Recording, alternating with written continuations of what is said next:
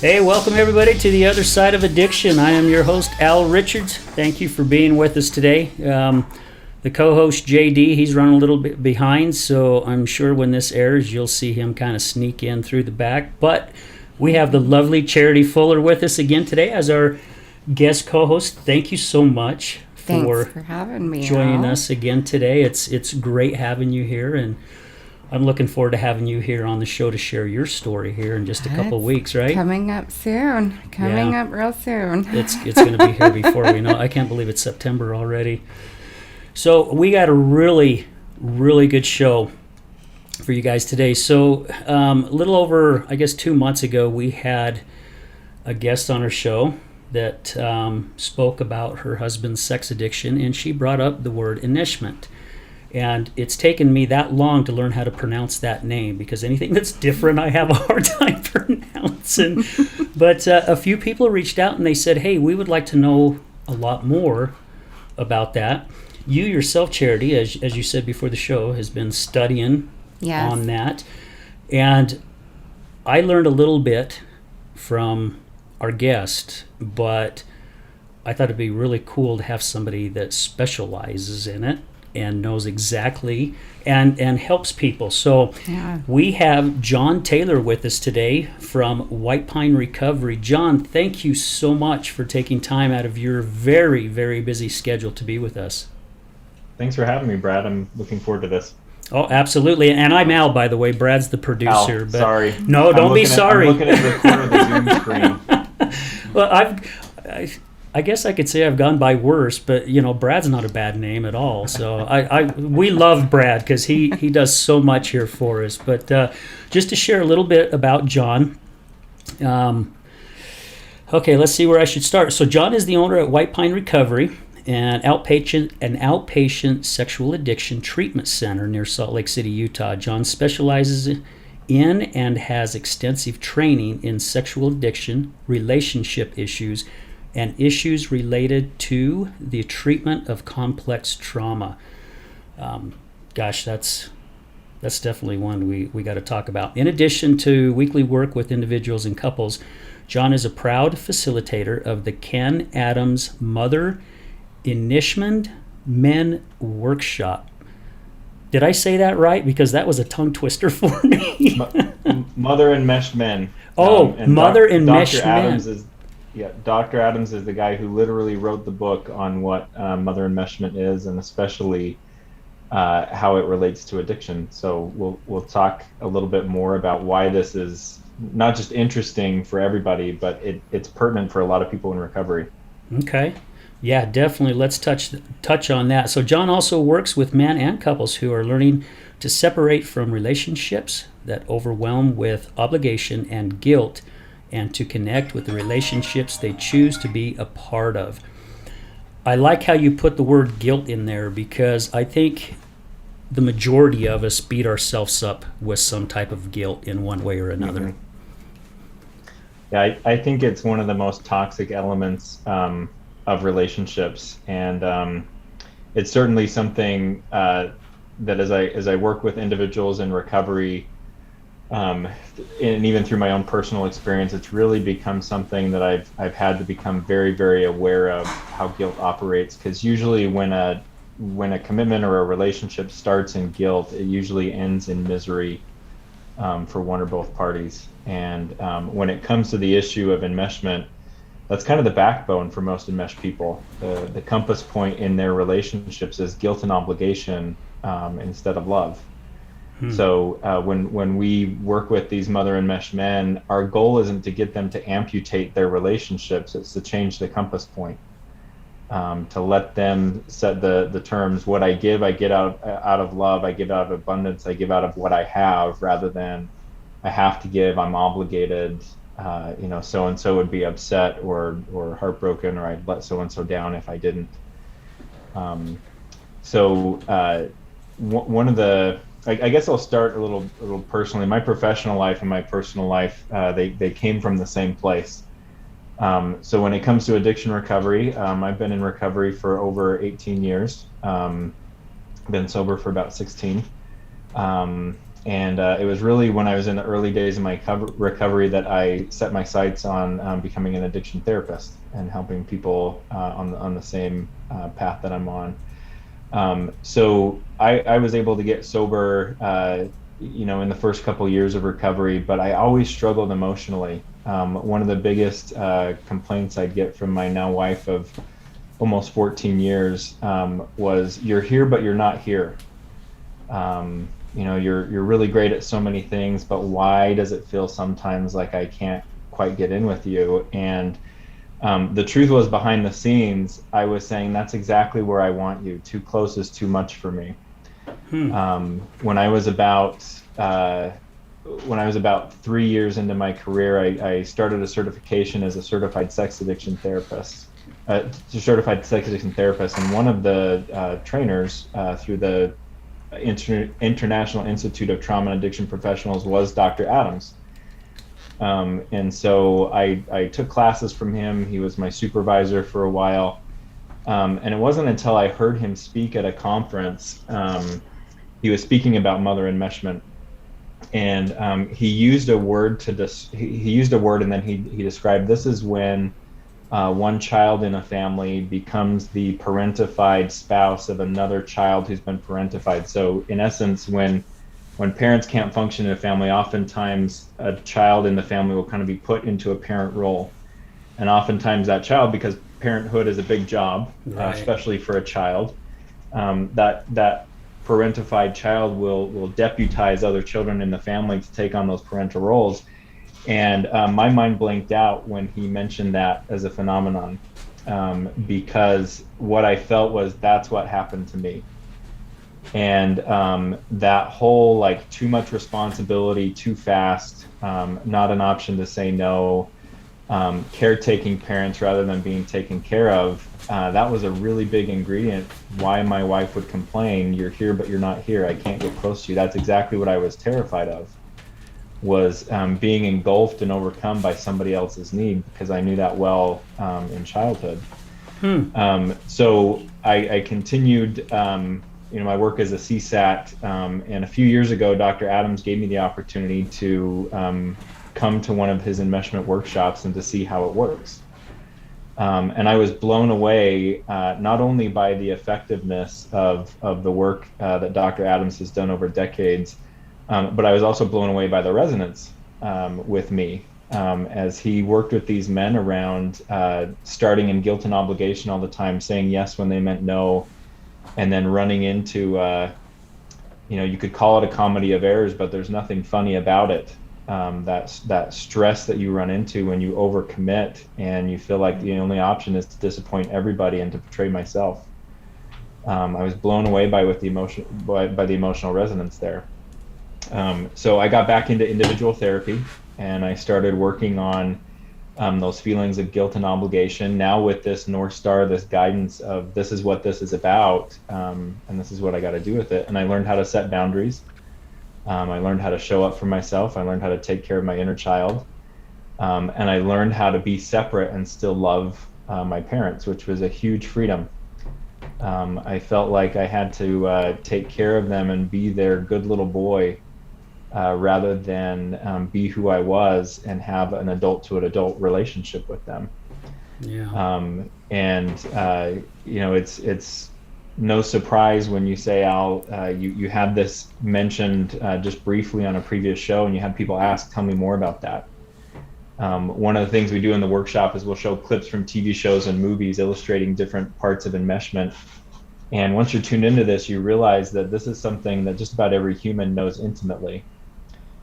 This feeling of my relationship is governed by guilt and obligation rather than love. So you can watch these TV shows and these movies, and you can see these issues of inability to be intimate for a man when his mother is still his primary relationship, and the difficulty he has saying, "Mom, I've grown up on my own man, and I make my own life now." I guess that's how I came to this personally and professionally. Now,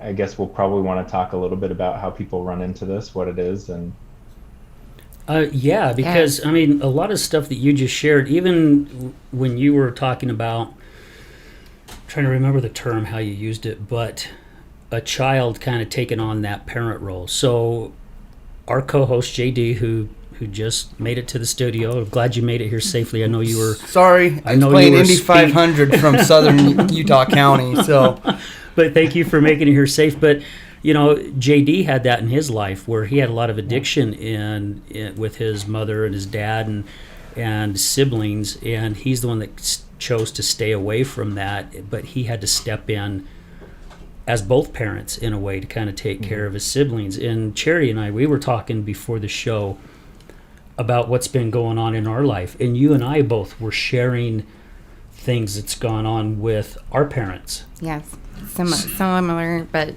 different situations. Yeah, it's but very much the same. So dynamic. I wouldn't have put the two and two together until you just said that. I mean, and explained it. So yeah, let's take it further. There's a couple of reasons why I think addiction and enmeshment specifically, or more generally family system issues, go together. Because first of all, our families can either be a source of extreme solace and healing or the source of our greatest pain. And we all know that at the bottom of it, addiction is to medicate pain and to get things that we don't feel like we can get otherwise. A lot of times people in recovery, it's not just a matter of confronting denial, but they actually have to build structures into their life that actually meet their needs. So specifically with enmeshment and addiction, what we'll see is when a child's life is overwhelmed by a parent's needs. So what I'll see commonly with these enmeshed men is usually there's an absent father. Either he's divorced, he's left the home, he has an addiction of his own. Sometimes that relationship between husband and wife is really intense, and dad will step out and pretty much you take care of her. So the child's put in this role where his or her ability to develop, discover, become who they are, it's overwhelmed by the need of the family to have consistency.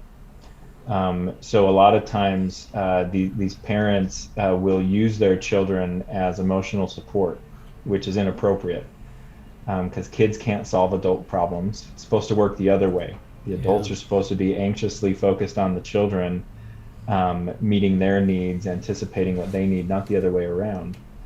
But it's biological when a child knows that their parents aren't stable. We see evidence of kids as young as 11 months old intentionally doing things to elicit the best traits that their parents have. Because we know on a biological level that if my parents aren't okay, I'm not okay. And unless a parent is in a place emotionally and developmentally where they can say, I get it, but not your job. You don't have to worry about taking care of daddy. You don't have to worry about taking care of mommy. Unless the parent can do that explicitly and over again, let that child be a child, you have that kid go into that role and their identity becomes the caretaker of their parent. One thing we know developmentally that there's some point where everybody has to differentiate or get an identity that's separate from their family. And in healthy systems, that is celebrated. I get it. You don't believe the same things that I believe, or you don't think this is important.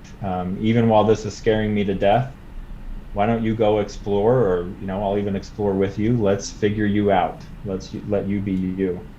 When that doesn't happen, one of the things that's really attractive is a secret life, an addictive life. And most of the enmeshed people I work with, it's not to say that substance problems aren't seen, but a lot of times that's where I'll see a pornography addiction or a sex addiction come in. This is the secret life that nobody knows about. Mom can't touch, dad can't touch. This is just mine, because that developmentally appropriate ability to have something that is just yours, and the family to say, I get it. That's just yours. I don't get to have an opinion. You get to invite me in there. I'm going through this right now with my 11-year-old who's insisted he needs a lock on his bedroom door. As an overprotective dad, I hate the idea. Right. But he's at an age now where I get it. He's got to have some things that are just his. So he and I are negotiating that. And it's not me talking him out of it. It's me saying, okay, if there's a lock on your door, I have a key so I can get in if there's an emergency, and I let you know when I'm coming in. How does that sound? As long as it's my space, Dad, as long as you know that that's my lock on the door and not yours. You don't get to come in whenever you want. You need to tell me when you're coming in. Got it. That's the healthy, appropriate negotiation of boundaries. Dr. Adams will talk about how the great and last sacrifice of parenthood is the parent grieving the loss of their protective role over their child. And it's tricky because to the kid's face, you're celebrating their emancipation. You're celebrating them getting their own identity. Behind closed doors with your partner or by yourself, you may be crying your eyes out that your baby isn't your baby anymore. And that's not just something that starts in teenage years. My 8-year-old's doing it too. And I really, really miss the days when I was the most important person in his world. Yeah. But it's that recognition of children grow up to become their own people, and they don't always do what you want them to do or become what you hoped they would be. And that's not the job of parenthood. The job of parenthood is to protect this life so that it can grow. And when that doesn't happen, the kid is really, really motivated to find a secret place in their life that nobody else can touch. So it's not that every enmeshed person has an addiction, but many, many addicted people have enmeshment. And until many struggle with sobriety, until they're able to clarify that relationship dynamic and learn how to set effective boundaries and learn how to claim their life and get it on their terms rather than running around trying to meet everybody else's needs. Wow, that's very interesting. So basically you still just work with couples who are struggling with things, even if there isn't like sexual addiction or pornography or whatever it is. You're still working with couples to figure that out. And I can understand where you can butt heads on that, because every person's raised differently. Every child went through something differently, and it's funny that you say that. I'm 58, and my mom still treats me like I'm 6. You know, she's still trying to tell me what I should do, instead of, and maybe, excuse me, that's what I think I picked up on that when I became a parent, because as my daughters started getting older, you know, I told my daughters that your mom and I, all we can do is we can do our best to teach you what's right and what's wrong. As you get old enough, what you do is your call. It's not on us. It's your call. And one thing that I've worked with my wife now is for a long time she was always trying to tell her kids what they should do. And one day I told her, I'm like, look, they're adults now.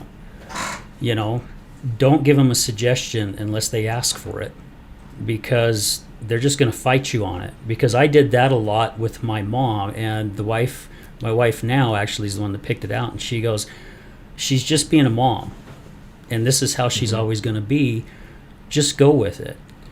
Because I was fighting her on it, and I don't know if I did it the right way or not, but I finally just backed off, and sometimes I just put my arm around her and say, I love you, Mom. Thanks. So there isn't a right or wrong way to do it. Okay. And oftentimes the enmeshed guys that I'll work with, they'll lay out a specific situation. Here's what I got going on. What should I do? And I used to give advice on that until I realized 2 things. First of all, people don't really listen to advice. So, you know, it's True. So true. Breath could have been better spent. And the other thing I realized is the point isn't, I got to develop this long list of rules. That's actually part of the problem in enmeshed relationships.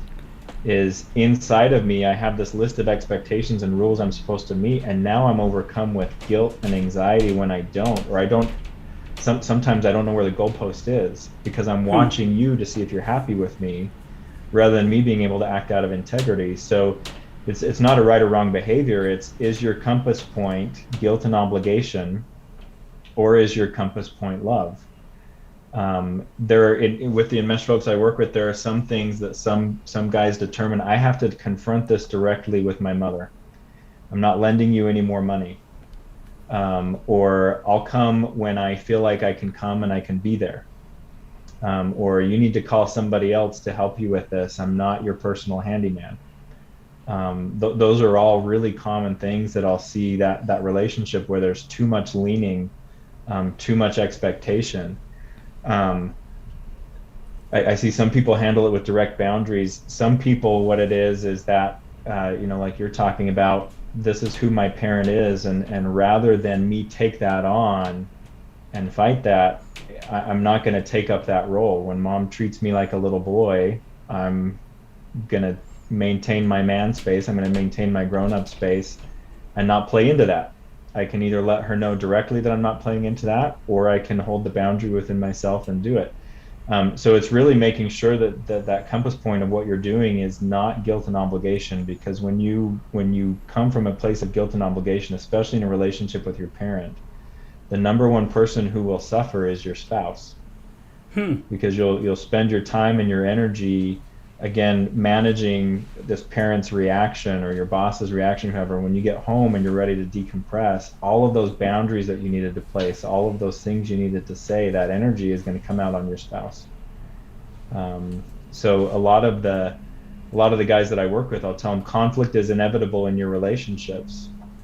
Are you going to make sure that conflict is applied in the place that it needs to be, or are you going to save it all up for the person that you want to be closest to? That's how we tend to go with the person that we live with. We're the least offended, most comfortable with them. And it's no secret, if we've been married any amount of time, we tend to give each other a lot of our garbage. Yeah. I think that's part of the deal in being married.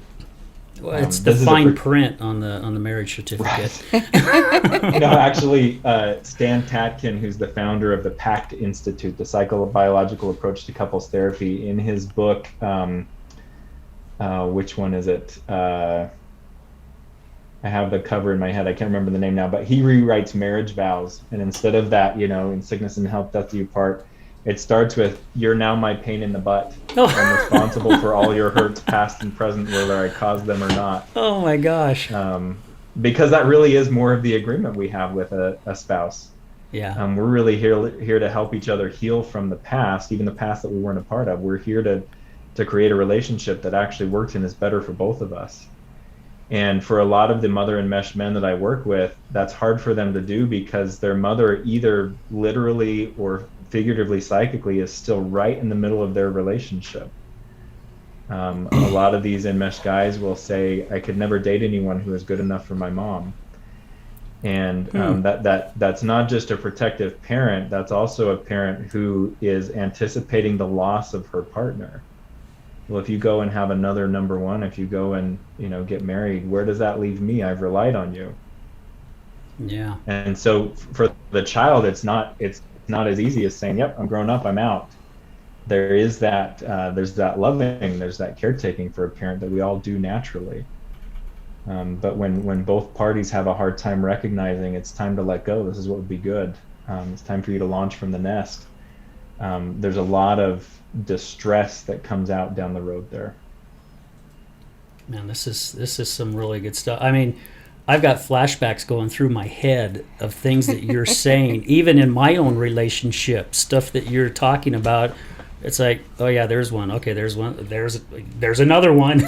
So, I was just thinking about that stuff, just talking about how parents are, again, love my mom dearly, but even stuff that she's still going through, like what you're saying on that needing you, or it's my mom. I love her dearly, and we're not going to say names, but she loves control. She loves being able to have control of every situation and every aspect, and I have very clearly taken that away from her, but she'll meddle in, I had a motorcycle, for example, and I just sold it, and she's all over me, why did you sell it? Like it was hers, and I'm like, really? And then also, too, my little brother came and stayed at my house with my wife and my daughter while I was gone out of town for business work. Trip, yeah. For the last couple weeks, and just to help be there and help them, and he just turned 18, but my mom was so upset. She was trying to find every reason or excuse for him to not come and stay and help me, because it wasn't her idea, it wasn't her controlling the situation. So she was mad and treating him negatively, instead of being like, hey, that's awesome, you're helping your brother out,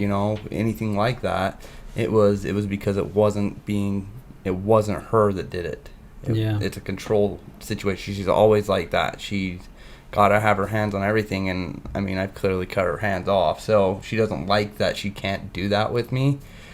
And I mean, you know, obviously back when I was a kid and stuff, you know, when her and my dad and everything went south there, and my biological dad left when I was 2, so it's like I was always a dependent for her. She could lean on, you know, and always was there, and I always will be there for her. But there comes a point where I'm like, I got to take care of me, and I got to, like, also too, it's one of those things you're talking about advice, you know, like that you should do this, should do that situations, you know, and it's like I've done that in rebuttal, like, hey, I would recommend you do this. And it's like whatever I say or recommendation, as I've gotten older and wiser, it's like whatever I say, they do the complete opposite. And so that makes it even more frustrating because I'm like, it's good advice and it's healthy for all of us, and you're going to go against the grain. And so Reverse psychology, do the reverse psychology. no, I know, but then it just sounds like bad for me when she comes to me. She's like, hey, do you think I should do this? And then, you know, I'll look at it and be like, yeah, that's a good idea. And it's the complete opposite. I'm like, why'd you even come and ask me? Like, it's frustrating. It's and what you were saying, John, too, is like, and I've shared this many times on the show, but I just think it's really, really good. That's why I mention it so much. I picked my wife up once for a weekend visit when she was in a rehab, and she had like an overnight stay, and we're heading to the place, and she's telling me all this stuff that went on in rehab, you know, and then of course I jump in and I start giving my 2 cents. And she's like, hey, can I stop you? Can you just stop for a minute? And I'm like, okay, what? And she goes, for once, I wish that you could be my husband instead of my damn therapist. And it hit me hard. But did I still get it? No. I still kept throwing out my garbage. But you probably get that a lot, right? Well, you know, there is, if you just go on your biological instinct on what to do in relationships, you'll have terrible relationships, because our biological instinct is just for, it's for pack survival. That's objective 2. Objective 1 is to keep the organism alive. So when push comes to shove, if the stress is high enough, what you'll do instinctively and biologically is terrible for relationships. We have to learn how to actually make space for another person. We have to learn how to inhabit the role that somebody offers us. So like, Al, when your wife says, I want you to be my husband, not my therapist. Husbands listen sometimes for hours. Wives listen sometimes for hours without any interjection. If I do that, I feel guilty about billing the hour, right? Right. Because I'm supposed to provide a sounding board. I'm supposed to provide, you know, some kind of help. And so those things that we do naturally, and you know, as you guys are talking about these things that happen, just notice how biological it is, that want to protect, that want to hover over our relationships, because it's devastating when someone who's been a part of our world isn't there anymore, whether that's through death or moving, or they move to a different phase of life. But loss is also a part of life, and that's one of those things that we have a really hard time grappling with. So when it comes to, I'll just put a disclaimer here. There's nothing about Mother-Enmeshment recovery that's about becoming a mother hater. I have a mother and I love her. I'm married to someone who is a mother, and she's a fantastic mother. I'm a parent as well, and I feel a lot of that, like, I want to come in strong and fast and protect here. But again, if I just go on my instinct, I'll do something that serves me rather than serving the whole system. One of the things that has been most exciting for me as a parent is to watch my children start to emerge as individuals, and to see their unique perspectives and their unique talents and gifts like come into our family and serve our family from time to time. But the thing that happens in enmeshed families is there is no sense of separateness. Separateness is seen as the enemy. So you have that talent, you have that ability, that's ours now. I can call on that whenever I want. For me, part of what it was, you know, Johnny's our little comedian. Johnny, tell him that joke, do that voice, do that thing. And it was in the middle of these family gatherings, I was on the spot. I'm very, very introverted, and I don't like opening up just to anybody. That was one of the things in my family that they felt like was, you know, this is ours, and we can show it to whoever we want. Versus me being able to say, no, my humor is mine, and I'll share it with who I want. You know, just like you guys were talking about, that whole, if you tell me to do this, I'll do the other thing, you know, 12 times harder. When we can come from a place of this is mine and I have it to give, we tend to actually be more generous and more compassionate, and we can actually give in a more sustained way because we're not overdrawing the bank account. So in enmeshed families, that idea of closeness, there is no separateness. It actually chokes the individuals out. Research done from the 80s onward has shown that in systems where distance and separateness is allowed, more closeness is actually possible, because there's this breathing quality. When we come together, we're choosing to come together, and the bond can be even closer and tighter, rather than our closeness and tightness is extracted every single time. Why don't you come visit me? Why don't you call your mother? Why don't you care about me? The minute you hear that from somebody, I know there's a big part of me that comes up, well, fine, I was thinking about calling you tomorrow, but now I'm not going to make an effort for 3 weeks. Yeah. Because you're demanding it from me. Yeah. Right. That makes a lot of sense. And again, you don't know if you're wrong or right, because you said there is no wrong and right. But it's like if my wife and I have this little spat or whatever, instead of me arguing, I'm just good at just keeping my mouth shut. It's just like, I'm just going to just give me my space. And she can't stand that, because she really wants to draw out whatever the heck is inside me. For me, if it's not worth talking about, even though it may be for her, I just shut myself right out. She can usually tell when I'm angry because I start cleaning. That's my escape. I'm vacuuming, dusting, I just doing stuff, or dishes or whatever it may be. But is that a bad thing as well, to kind of like pull away and just, because to me that's my boundary, that's my circle. It's like, yeah, I'm in my bubble right now, just leave me the hell alone, let me stay in my bubble, and when I'm ready I'll pop that bubble and I'll talk about whatever I want to talk about. Well, again, that has to do with two different things. First of all, is that if that behavior is something that you and your partner have established, like we know this is code for I need some space. We've talked about it. I know that's you getting yourself right so that you can not explode all over the place. When I see you cleaning, I know to give you wide berth, and I know you're going to come back when you're ready. The other part is to look at, is this part of our relationship agreement? Again, most people, if you let them go just biologically, they will navigate or attempt to navigate some really, really complex issues with another person very intimately without ever talking about how they're going to do it. So this is something that surprises the enmeshed guys that I work with almost 100% of the time. Much of the time when we start talking about these boundaries that need to exist, they'll say, yeah, but if I say that, then she's going to, and you can get into this back and forth. And what I'll usually tell them is, can you see any benefit to creating some sharp edges, some corners that your partner can run into with you, so they can really get to know who you are? Because if you're always avoiding or you're always placating, you actually are not providing a partner for your spouse. You're providing kind of a mirror image, but it doesn't make sense to them because it shifts all the time.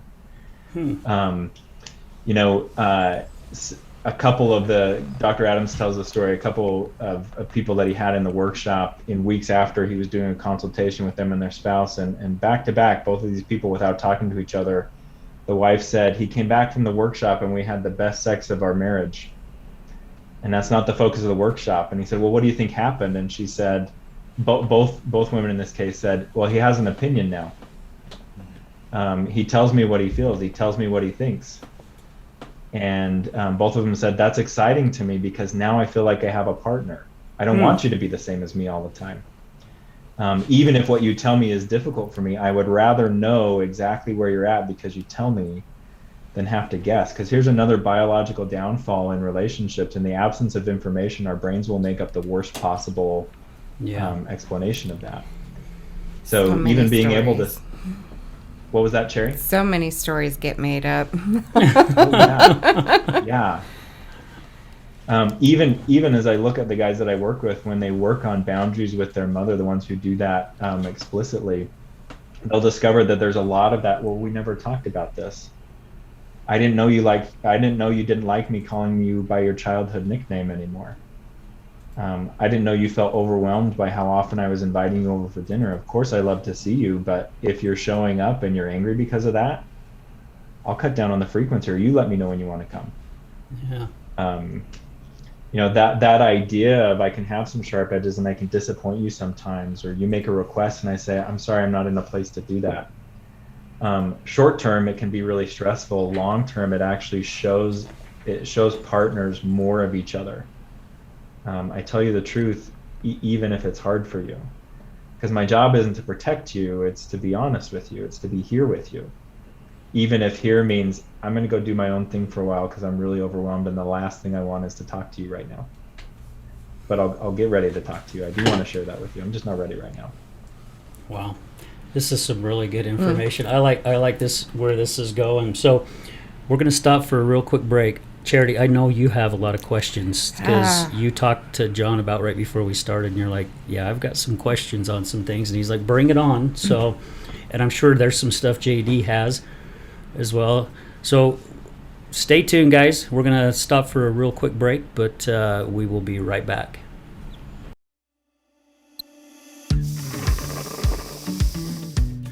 How do you start your morning? Start it with a cup of High Point coffee.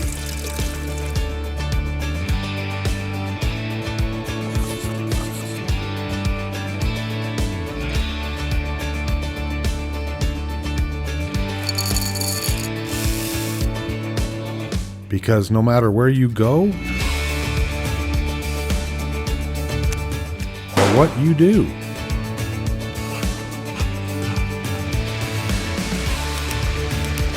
it's always better with coffee. High Point coffee. What's your high point?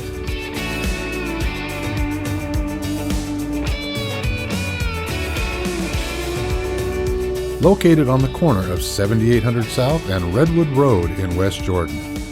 And a special thanks goes out to our partners in Oxford, Mississippi. This is Gregory, owner of Lift Up Concrete, proudly serving the Wasatch Front for the last 12 years, lifting sunken flatwork for both residential and commercial applications. Only fully trained professionals lifting concrete at your residence with the same quality of material and method used at every commercial job we ever do. Don't replace it, lift it. liftupconcrete.net, 801-792-4535. Contact us at liftupconcrete.net, or if you're looking for a complimentary quote, 801-792-4535. Again, 801-792-4535. Again, this is Gregory, Lift Up Concrete Lifting.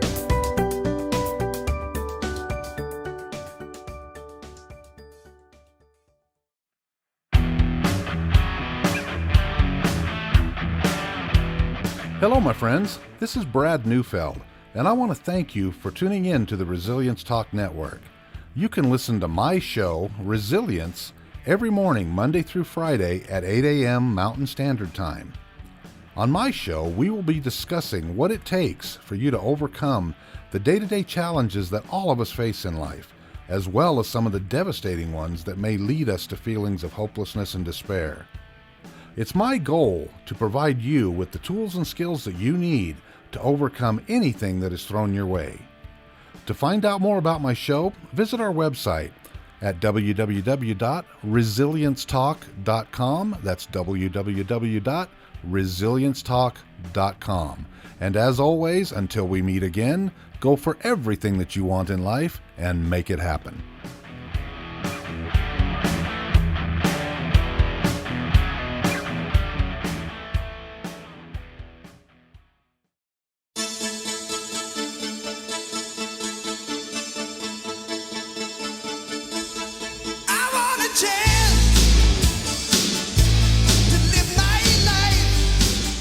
Hey, welcome back to The Other Side of Addiction. I am Al Richards. We got our co-host JD and our lovely guest co-host Charity. So guys, thank you again for being here. Yeah.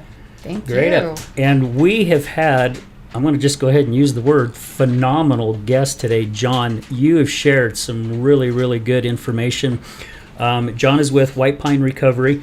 But before we go further, as always, we got to say thank you to our sponsors. So High Point Coffee in West Jordan, Lift Up Concrete out of Kaysville, Serve Pro from West Jordan, but we want to thank all Serve Pros from Ogden all the way down to St. George.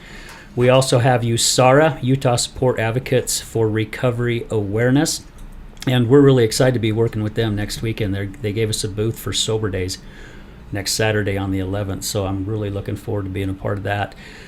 We also want to say thank you to Computer Hospital. Thank you for all that you have done for us. And one of our new sponsors, we've got Refiner Productions. I mean, guys, get on Facebook and get on wherever I think I've posted it. But they just did some really, really good movies on some explanation about the other side of addiction. So Cameron and Austin, thank you so much. And also one of our newest is Taffy Town. So a lot of you guys don't know that Taffy Town is a 100-year-old company here in Salt Lake City.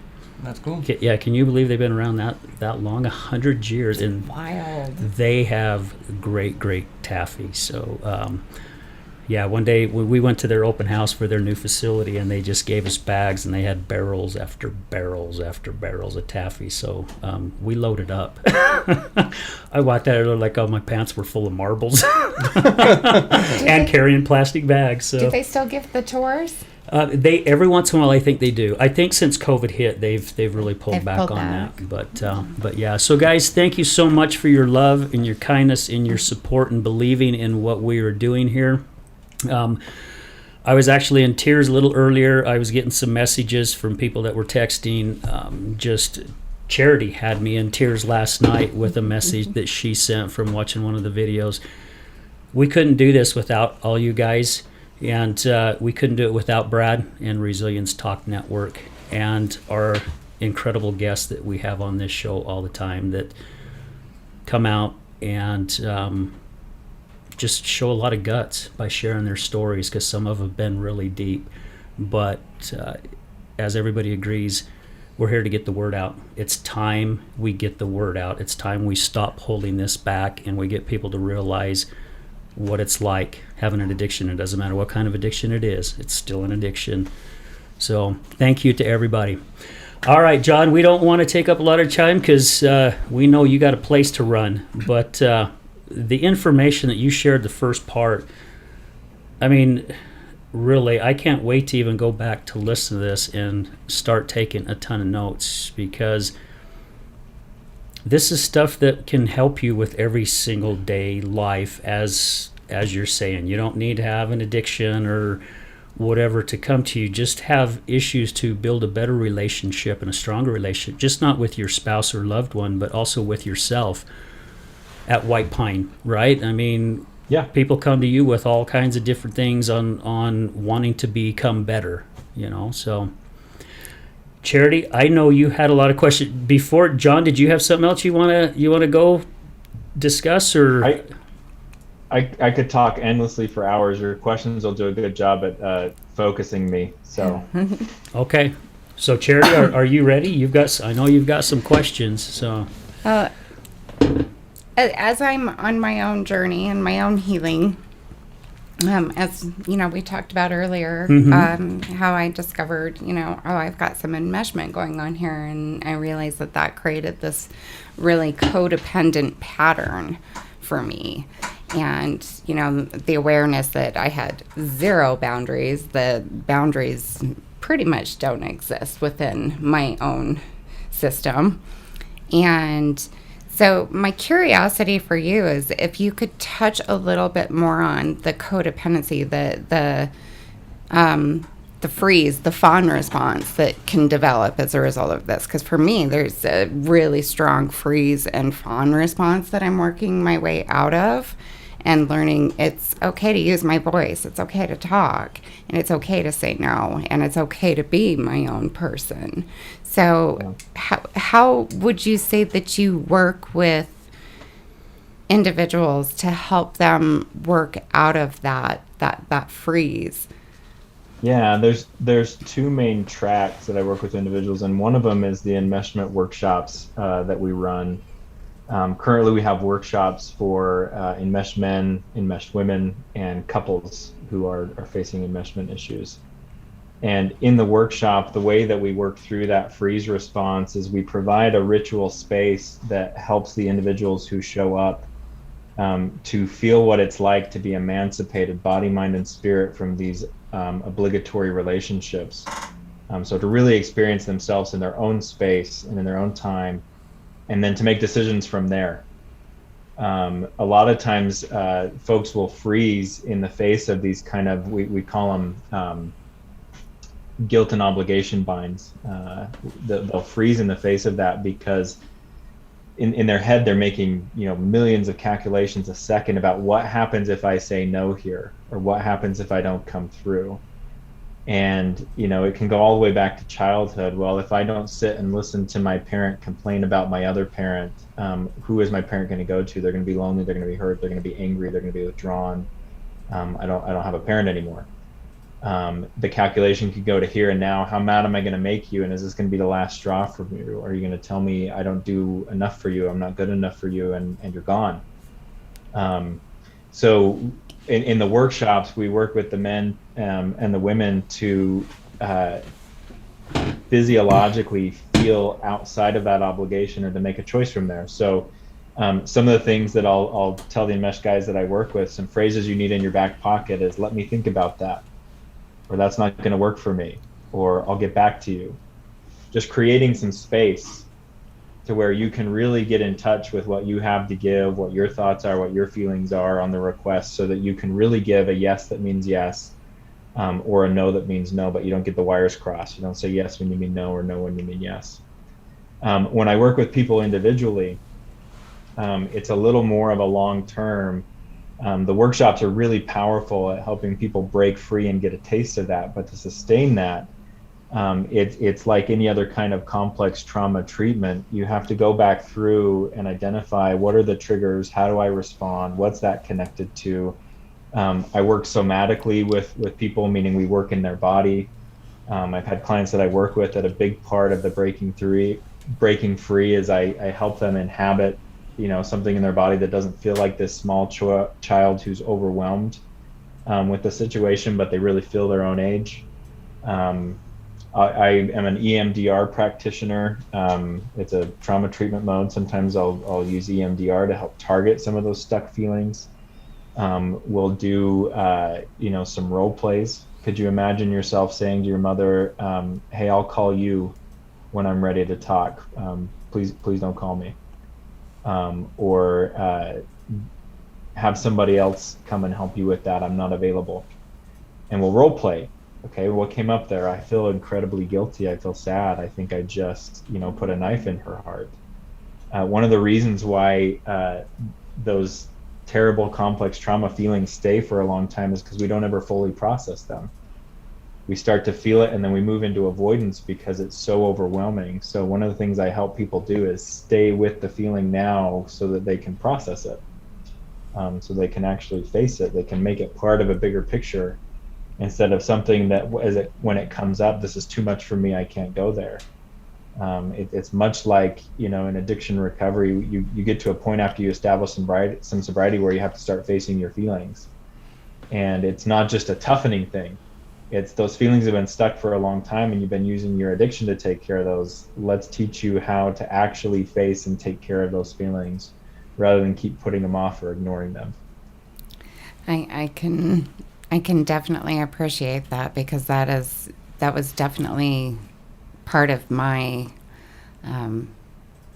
my recovery process. I drank because I would have an emotional flashback, and I didn't realize that was what was happening. For me, I did feel like that child stuck in the same situation and in that same fear response where, if I actually stand up for myself, I'm going to get hurt. I'm going to be injured. I'm risking something. I'm risking my well-being somehow. And so when those feelings would arise, it would, of course, be not appropriate to the situation. but I wouldn't see that, and then it Right. led to the drinking to try to calm the nervous system down so I could feel, but then I wasn't truly feeling because it was a mask over a mask over a mask. Yeah. So what would you say for time frames, for healing? What do you typically see? There are three distinct phases that have to be completed in order for someone to be able to live free of these guilt and obligation relationships. The first one is separation. So separation is often physical boundaries. I've had some people I've worked with who have needed to move out of town. Plenty of enmeshed men who live right next door to mom, or they live in a townhouse, one of them upstairs, one of them downstairs. This is where you get into like those sitcom type situations. The guy that lives with his mom, and he brings the girl home but is attending to mom the whole time. And this is so infused in our culture. So many people have experienced this firsthand. They can talk about it without knowing. So a lot of times that's the first place we focus, is what are the boundaries that need to be in place so that you can have an opportunity to start feeling your own feelings and having your own thoughts. Even if they're terrible, it's better that they're yours than you're trying to take on somebody else's. It's better that you're trying to sort out your own feelings than trying to sort out a parent's who you'll never really have the full picture of. And then there's differentiation. Differentiation starts to happen naturally for people developmentally in our culture in their teenage years. That's the for me, one of the big ways I differentiated was through music. My parents were very Simon Garfunkel classical music, which I can appreciate now. But one of the ways I showed them that I wasn't the same person as them is I got into Rage Against the Machine and heavy stuff that they, were concerned about my soul for. So differentiation is the proving I'm different than you. I don't think the same as you. That's not my opinion. That's a really important phase, as Al was talking about earlier, with some avoidance patterns we can get into. This is where differentiation comes in. You can certainly differentiate between avoidance, but how sharp are your edges there? How well does your partner actually understand you versus you saying, I don't actually like that. That's not my favorite thing, or I don't feel the same way that you feel about that. Differentiation is aided by people around who are emotionally mature enough to say, I really wish you saw things the way that I saw, but I can respect that you don't. Tell me more about how you came to arrive at where you're at. Tell me more why you believe that way. Tell me more why that's important to you. Those are differentiating conversations. And then there's emancipation. And emancipation is that complete freedom, body and mind. A lot of the guys that I work with, they choose to continue having relationships with their mothers. But in order for that to work, it has to be on his terms, not hers, because he's the one who's in charge of his life, not her. Her voting interest in his life ended when he was no longer dependent on her. I got my own job, I got my own house, I can take care of myself. You don't get to tell me what to wear now. You don't get to tell me what to eat, who I should hang out with. So emancipation is, I can be my own person in my own world, and I can be right next to your world, and they're not mixing unless I open the door and say, let's have a joint experience here. So a lot of the guys that I work with, their parents never quite get it.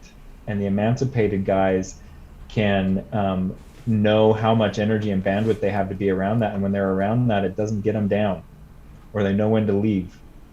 For example, I have a colleague who talks about when he goes and visits extended family, he says, we don't ever stay in anybody else's house, and we do about 4 hour stretches at a time, because he says anyone can behave for 4 hours. It's after that we start to realize some of the really painful stuff comes out. So he knows his limits, he lives within them. And when he's there with extended family, he's friendly, he's affable, he's interactive, but that's because he doesn't give more than he has to give. That's what emancipation is. I'm the one who determines how much I'm giving you. When I give you compassion and love, it's because I have it to give, not because you're demanding it from me.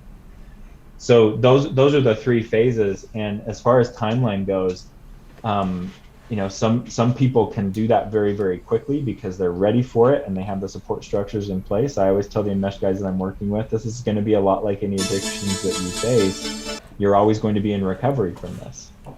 There will be forwards and backwards. For example, the last workshop that I ran, I often put my personal stories in because they're illustrative and connecting. And I told the guys, it's just been a few weeks since my last enmeshment relapse. And I described to them what that was. I made a phone call to my mother when I knew I shouldn't have. I knew I wasn't ready for it, and exactly what I knew I wasn't ready for happened. And I was enraged for 2.5 days after that because there was trespass. And my relapse wasn't listening to my inner voice. If I'd listened to my inner voice, I would have waited a few more days, and I would have made the call with a few more boundaries around it. So it's a lifelong process, but for me and for a lot of the guys that I work with, now I have a compass point to return to. Instead of just, I'm angry and I want nothing to do with you, I say I got to get my relationship, I got to get myself back on this footing of what I do want in this relationship, what I am willing to give, where I am willing to intersect. And I got to get it back in there. I can't expect my family to hold that boundary for me because it's my boundary. And that's what's liberating. Sometimes I wish they would hold it for me because sometimes it takes a lot of energy and more confrontation than I want to do. But in the end, it's very, very liberating to be able to claim that. I'm doing this because it's what I want. I'm doing this because it's what works best for me. And you can be down the list on my priorities. I'm okay with that. Wow. So from what I'm gathering here is really all this stuff that we've basically talked about today is getting people to realize it's okay to be their own selves, right? From the Yeah. information I'm hearing, I mean, it's okay to be who we are and have our boundaries, and we don't need to let people into our circle if we choose not to, and we can choose when to. And I mean, am I understanding all of it right, John? Yeah, because that's the only way you can actually be kind and compassionate and connected. Most people I know want that. I want to be a good person. I want to be a kind person. Brene Brown talks about this in her research, that the most compassionate people are the most boundaried people. In enmeshed families, again, what's yours is ours and what's mine is mine. And for a person to be able to stand up and say, no, my compassion, my time, that's mine. And there are certain situations where I'm happy to give it. I know for me, when I'm coming from a good boundaried place, what I give is so much more pure and so much more impactful, and I feel much better about it because I'm not dipping in, I'm not getting my emotional account overdrawn. So yeah, that it is okay to be you, and the whole reason for you to be you is because you have a unique contribution to make here, and nobody gets to demand that contribution for you. It's yours to give. I love it. That's great. All right, guys, we're gonna stop for another quick break, but we will be right back. Hi, this is Tamara K. Anderson, and I want to share something special with you. When our son Nathan was diagnosed with autism, I felt like the life we had expected for him was ripped away, and with it, my own heart shattered as well. It's very common for families to feel anger, pain, confusion, and anxiety when a child is diagnosed. This is where my book, Normal for Me, comes into play. It shares my story of learning to replace my pain with acceptance, peace, joy, and hope. Normal for Me has helped change many lives, and I'd like to give this book to as many families as possible. We've put together something I think is really special. My friends and listeners can order copies of my book at a significantly discounted price, and we will send them to families who have just had a child diagnosed with autism or another special needs diagnosis. We will put your name inside the cover so they will know someone out there loves them and wants to help. I will also sign each copy. You can order as little as one or as many as hundreds to be shared with others. So go to my website, tamarakanderson.com, and visit the store section for more information and to place your order. You can bless the lives of many families by sending them hope, love, and peace. Check it out today at tamarakanderson.com and help me spread hope to the world.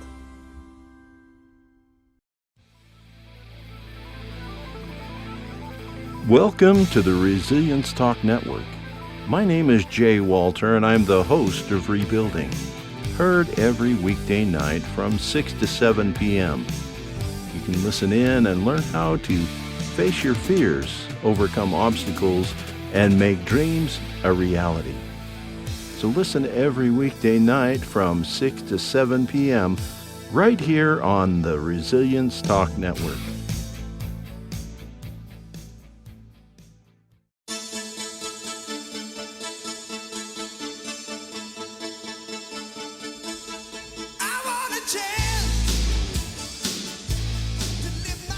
Hey, welcome back to the other side of addiction. Real quick, we've got some more sponsors we want to thank. We want to thank I Am Power Ninja Real Estate. We got Fitness Realty, and we also have Advanced Business Books that does bookkeeping. So guys, again, thank you so much for your support, your love, and kindness. We couldn't be doing this without you and without our special guests that come on like Jon. I mean, guys, this is great information. I mean, I wish we had another hour, I mean, seriously, to talk about this. So, Yes. But we got to get things wrapped up because Jon is a busy man. And JD, you had a question. Yeah, I had just a couple and stuff, and obviously talking in here when you talked about the 3 steps, you know, or the 3 cycles that people go through. What do you do, or what do you recommend in people? Because in this, it sounds like a lot of people, we all naturally go back to our internal instincts of fight or flight, right? And in situations where, again, recognizing that, but like, you know, again, as you were talking about, Charity, you know, you turn to the mask, you know, the next mask, covering it up. What are exercises or something that you do or recommend that somebody can use in a very short period of time, talking, you know, a few seconds to a minute, to be able to help calm themselves down and be able to think things out more clearly instead of turning directly to that fight or flight situation? This takes some toning, some training, but I actually think one of the biggest clarifiers, the biggest focusers in a situation where you're, you know, deer in the headlights with these kind of relationship enmeshment situations is to remember what it costs you to placate. Remember what it costs you to say a yes when you mean a no. And there can be a lot of sadness and a lot of pain that comes up with that, but it's a fact of, again, human neurology, that pain is what creates interest in us. Pain is what focuses us. So, you know, for me, my latest enmeshment relapse, one of the things that comes up for me every time I get a text, a mass text that says, you should call me sometime, is I just remember the look on my spouse and my children's faces when I'm enraged for 2 days because I broke a boundary. And that makes the decision very clear for me. I wouldn't say that it's easy, but it points me in the right direction. Those people are higher on my priority list than taking care of anybody else. So the decision becomes much clearer when I count what it would cost me to either not make a choice, to equivocate, or to make the wrong choice. And like I said, that takes practice. That's not something that in the moment, next time you freeze, you can say, okay, I got to feel some pain. That's the last thing you want to do. But as almost like a daily meditation, a daily practice, why is it important for me? What's the price I pay if I don't hold on to me? What's the price my spouse pays if I don't hold on to me? So basically, what's the price my children will pay if I don't hold on to me? So basically, it's just that exercising the brain. Like I've read a lot of self-help books and gone to trainings, to always paying attention to what your thoughts are, instead of, you know, because a lot of times we're thinking negative thoughts and we don't even realize that we're thinking of them, but learning how to recognize it. So that's what you're saying. You start recognizing these steps and then slowly but surely just working on them to where it becomes more of like a second nature, Yep. Like a habit. So Yeah, like okay. reprogramming those neurons that are firing to take that path instead of being on the path they've been on. Yeah. Yeah, give yourself some different options and practice them. What you don't practice won't be available for you in tense situations. And Jon, I really love how you phrased it, you know, about losing yourself. You know, what is it going to cost me? It reminded me of a coaching session that I'd had some time ago, where it was explained to me that the boundary is that line, that moment where you are in danger of losing yourself. And Very well so put. it really, that really just brought it full circle. Yeah. Well, this has been some really good information. I know we're close on the time, John, where you got to get going too. You got a lot of things to do. Thank you again so much from the bottom of our hearts for being here. One last thing, and Charity brought it up on our last show, which I thought was a really good question. Somebody that's listening to this program, and with what was shared today, what is one thing that you could give that would be really good advice that you could just give somebody right now that may be battling not allowing their space or not having their boundaries? I guess I would put this out there as maybe more of a mantra or more of an affirmation. You deserve to see who you are. Love it. You Love deserve that. a life that is outside of someone else's definition for you. I'll tell you, it wasn't until I was probably 33 where I really started feeling that, and I don't think it's a coincidence that my level of happiness, satisfaction, and ability to be close in my relationships the way that I wanted to has grown in proportion to that. It doesn't make sense for me to live on somebody else's agenda, no matter how badly they feel like they need me.